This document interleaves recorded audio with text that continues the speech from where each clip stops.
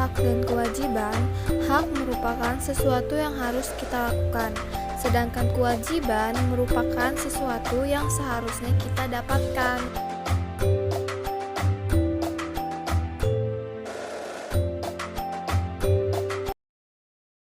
Umumnya, hak dibagi menjadi 8, yaitu 1. Hak positif, hak yang dimiliki seseorang dan dipengaruhi oleh orang lain. Maksudnya adalah orang lain diperbolehkan untuk melakukan suatu hal terhadap kita. Contohnya, hak pendidikan, hak tempat tinggal, hak sosial, dan hak kesehatan. 2. Hak negatif, hak yang dimiliki seseorang dengan tidak dipengaruhi orang lain atau suatu negara manapun. Contohnya, hak kehidupan, hak beragama, memperoleh keadilan, hak sipil dan politik, seperti berpendapat. Hak individu, hak pribadi atau perseorangan. Hak ini sudah melekat dan tidak boleh diganggu oleh orang lain atau negara tempat mereka berada. Contohnya, hak dalam berpendapat, memilih suatu agama, serta berkaitan dengan hati nurani. Yang keempat, ada hak ekonomi, sosial, budaya. Hak ini menyangkut hak asasi manusia yang dipengaruhi oleh adanya sumber daya. Contohnya, hak standar hidup yang layak dan tempat tinggal yang layak. Yang kelima, hak umum. Hak umum adalah hak yang bersifat universal tanpa campur tangan orang lain. Contohnya, hak asasi manusia yang sudah melekat sejak lahir. Yang keenam, hak moral, hak yang berkaitan dengan prinsip maupun etis atau tidaknya tindakan tersebut. Contohnya, mendapatkan hak berupa imbalan ucapan terima kasih meski tidak diminta. Yang ketujuh, hak khusus, kebalikan dari hak umum, hak yang terjadi karena adanya hubungan dengan manusia lainnya. Contohnya, hak mendapat upah setelah bekerja, hak mendapatkan nilai setelah mengikuti ujian. Yang terakhir adalah hak legal, hak yang berkaitan dengan suatu hukum atau aturan yang berlaku. Contohnya, hak untuk mendapatkan barang atau jasa setelah membeli sesuatu. 1. Hak atas pekerjaan dan penghidupan yang layak. Tiap-tiap warga negara berhak atas pekerjaan dan penghidupan yang layak bagi kemanusiaan, sesuai dengan pasal 27 ayat 2. Yang kedua, hak untuk hidup dan mempertahankan kehidupan. Setiap orang berhak untuk hidup serta berhak mempertahankan hidup dan kehidupannya, sesuai dengan pasal 28A. Yang ketiga adalah hak untuk membentuk keluarga dan melanjutkan keturunan melalui perkawinan yang sah, sesuai dengan pasal 28B ayat 1. Yang keempat, hak untuk mengembangkan diri dan melalui pemenuhan kebutuhan dasarnya dan berhak mendapatkan pendidikan ilmu pengetahuan dan teknologi, seni budaya, demi meningkatkan kualitas hidupnya dan kesejahteraan hidup manusia, sesuai dengan pasal 28C ayat 1.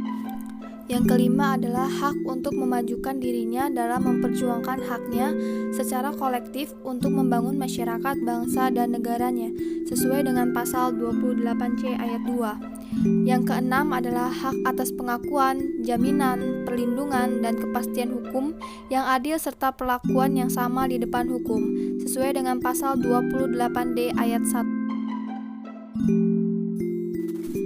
1.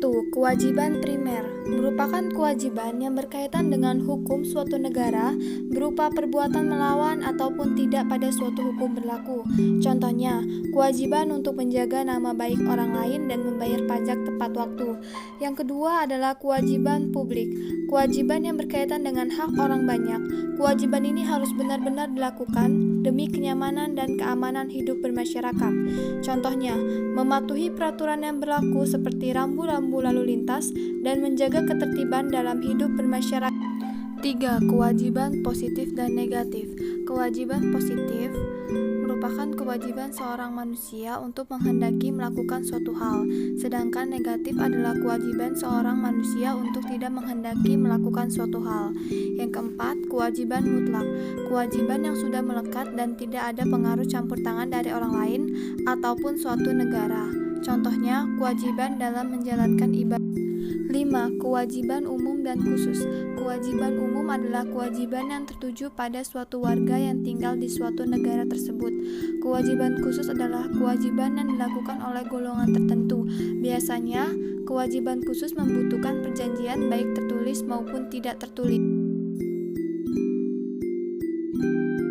Berikut merupakan kewajiban warga negara Indonesia. 1. Wajib menjunjung hukum dan pemerintahan dengan asas persamaan kedudukan dengan tidak ada kecualinya, sesuai dengan pasal 27 ayat 1. Yang kedua, wajib ikut serta dalam usaha pertahanan dan keamanan negara sesuai dengan pasal 30 ayat 1. Yang ketiga, wajib mengikuti pendidikan dasar dan pemerintah wajib membiayainya, sesuai dengan pasal 31 ayat 2. Yang keempat, wajib ikut serta dalam upaya pembelaan negara, sesuai dengan pasal 27 ayat 3. Yang kelima, wajib menghormati hak asasi manusia, sesuai dengan pasal 28J ayat 1. Yang keenam, wajib tunduk kepada pembatasan yang ditetapkan dengan undang-undang, sesuai dengan pasal 28J ayat 2.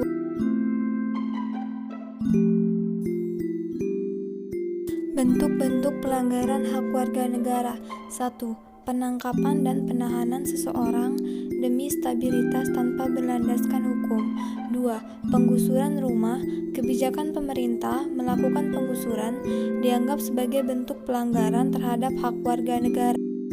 Bentuk-bentuk pelanggaran kewajiban warga negara. 1. Tidak membayar pajak. 2. Membuang sampah sembarangan. 3. Merusak fasilitas negara, contohnya mencoret bangunan umum. 4. Tidak berpartisipasi dalam usaha pertahanan dan keamanan negara. Bentuk penanganan bagi para pelanggar hak dan HAM. 1. Supremasi hukum. 2. Mengoptimalkan peran lembaga seperti Komnas HAM dan KPK. 3. Meningkatkan kesadaran masyarakat melalui pendidikan dan pelatihan.